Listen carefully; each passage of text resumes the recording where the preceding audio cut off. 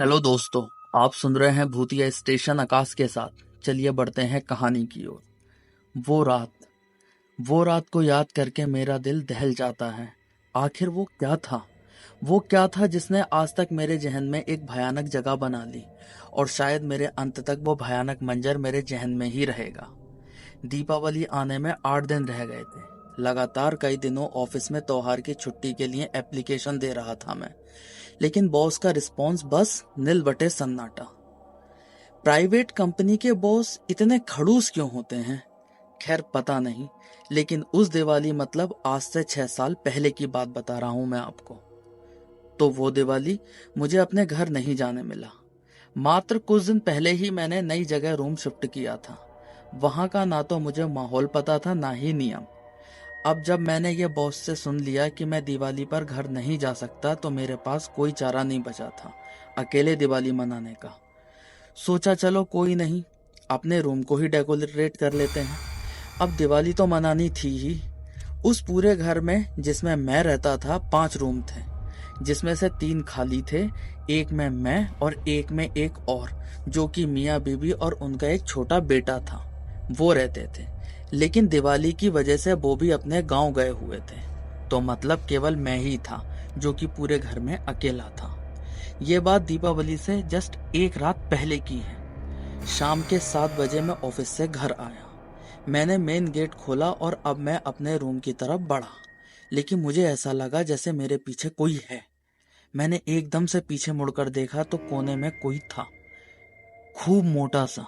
उसके ऊपर एक काले कलर का कंबल पड़ा हुआ था। वो तेजाई से हिल रहा था। ये देखकर मैं सकपका गया और बोला, ए कौन हो तुम, और अंदर कैसे आए हो? वो कुछ नहीं बोला, लेकिन वो उठा और हल्के हल्के मेरी ओर बढ़ने लगा। मैं थोड़ा पीछे हटा, लेकिन उसने अपने ऊपर से कंबल नहीं हटने दिया। मैं फिर से चीख के बोला, अरे बोलते क्यों नहीं? वो बोला तो कुछ नहीं, लेकिन उसने अपने ऊपर से कंबल एकदम दूर फेंक के मारा।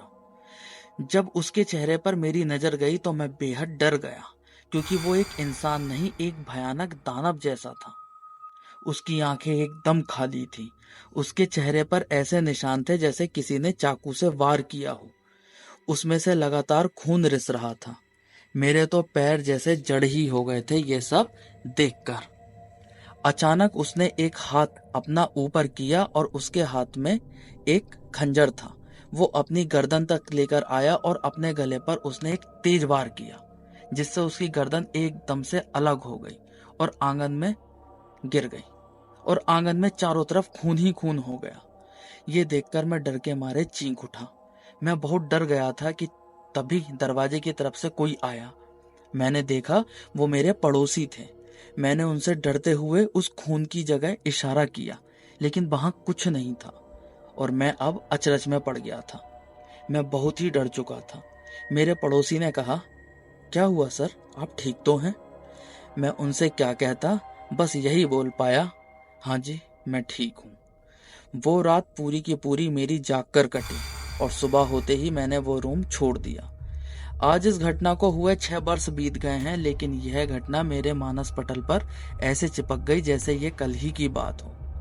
तो दोस्तों, आपको हमारी कहानी कैसी लगी कमेंट बॉक्स में जरूर बताएं, और आप हमारे चैनल पर नए हो तो चैनल को सब्सक्राइब करें और बेल आइकन दबाना ना भूलें। धन्यवाद।